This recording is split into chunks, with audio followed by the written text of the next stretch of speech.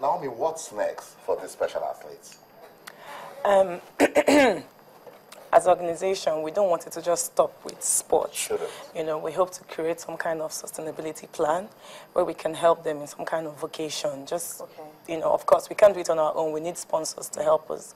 So tell us, what's your passion? Do you want to learn how to cook? Would you like to go to a cooking school, sewing school, learn how to make hair or something so they can earn a living, they can get married and have children? So that's the next phase for us.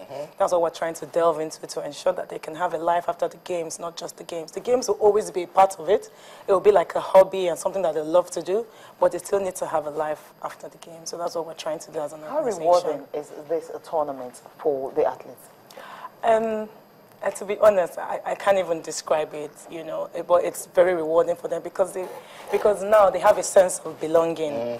You know, they're not just rejects or they're not just abandoned. They believe, you know, they are part of a society. They are part of something, you know. So because when we were in LA, there were so many people, 12,000 delegates, and, you know, they felt accepted. You know, they could see their people, and everybody was happy.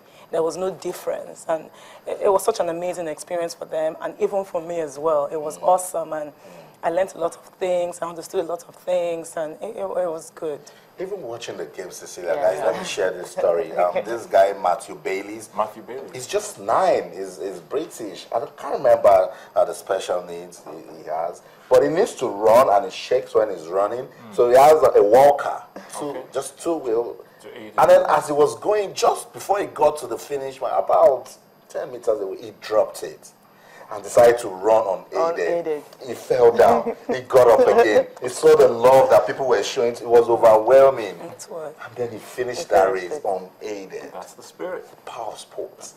Cecilia is already bringing out tears. I watched that video and I cried. No, I'm saying I cried. I had to tweet that video, and that's what Solomon just said. That's the power of what sports can do. Tell me about that, your teammate Moshood Papola. That guy was incredible. That guy has, you know about when you can talk about, when you have that sense of playing basketball. Some people have those ideas, but those feeling of playing, those people of God gave them talent to shoot the talent. It doesn't matter. I can talk, or it doesn't matter. But what you can do with your hand, what you can do with that ball. Well, that guy was excellent. I'm wondering what would have happened if we really didn't have an initiative such as this, you know, having a Special Olympics for you know, athletes with special needs. I mean, I'm trying to figure out what exactly would have been the story like for people like Solomon Jegede. Honestly, I don't know what would have happened because in a country like Nigeria, where we have over 150 million people, we only have about 17,000 athletes. We're supposed to have over 1 million athletes, so there's still a lot of them out there we need to reach out to, and it's a gradual process because then again, you know, a lot of, I can't imagine what the parents are going through, but, you know, a lot of us live in denial. If we can just let them go, then they can be part of us and they can have a life instead of just being at home and not doing anything. So to be honest, if there was no Special Olympics Nigeria, then I can't really imagine what their lives would have been like because most times most parents are tired, they don't know what to do, you know, and they concentrate on their other children. But with Special Olympics Nigeria, they are happy that, you know, I have an athlete who her mom says, since she joined Special Olympics, she's been happy until then. When they go out, she's always bored because she doesn't know what to do. But with Special Olympics now, she's a happy child, and you know she's always, you know, all over the place, and she's wondering that what's this Special Olympics, you know what I mean? So you know, it's been a blessing for the kids and their parents, and we're happy to share in that joy with them. Let's just bring our viewers into this now because we're getting loads of messages and to also let you that you can be part of the discussion. We're talking about Special Olympics Nigeria and Nigeria's participation at the Special Olympics World Summer Games. Just to also let you know, you can be part of the show on Twitter, our channels, _sports, and on Facebook channels like Sports. You can also stop on our webpage, it's channelstv.com, and you can also see all the uploaded videos on youtube.com.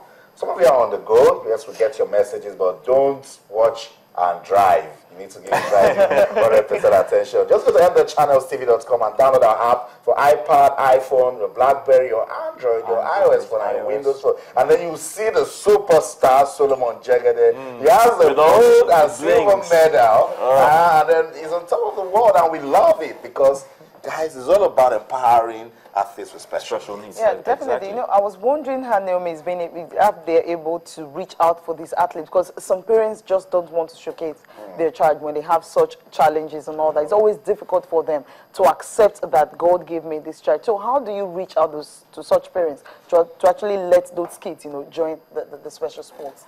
In that situation, what we do is I will always use a family member or a parent. You know, in Special Olympics, family member is someone that has a child with special needs, because that way they can understand where the parent is coming from. So in that case, a board member who's a family member will go with me to visit that person if we know about the person. And usually we also recruit from special needs schools in Lagos and outside Lagos. That's how we're able to recruit our athletes. But we also do referrals and things like that. So in order to get those kind of children out, we have to use people that are in the same position as them, you know, to understand their story. Because sometimes they say, Naomi, you don't know what I'm going through. Do you understand what I mean? Which is true, really. I can't say I can imagine, because I really can't imagine. So that's how we're able to. We have Olympic Committee, NOC, you know, which, you know, is in charge of the main Olympics. You know, what's the role with SON in Nigeria? Nothing, to be honest. It's, yes, it's very private. Special Olympics is very, very private, you know. We have Lagos State government, yes, you know, because, you know, they have an initiative to work with special needs or disabilities and things like that. So we have Lagos State government, and that's it. Okay, that's how far we can go. But it's not just Solomon Jegede. We also need to give a big shout out to every special athletes that represent Nigeria. Guys, remember Victoria White, Moshe Papula, you know, and we also remember Chidubem, cyclist. You see, that was a very good friend. He's just 13, but he's got good talent. So every special athlete out there, we just want to say we love you guys. And keeping on. Don't you ever give up because of your condition. Thank you so much, Naomi, for coming out. Thank you so much. Solomon, thank you. Yeah. All the best. All right.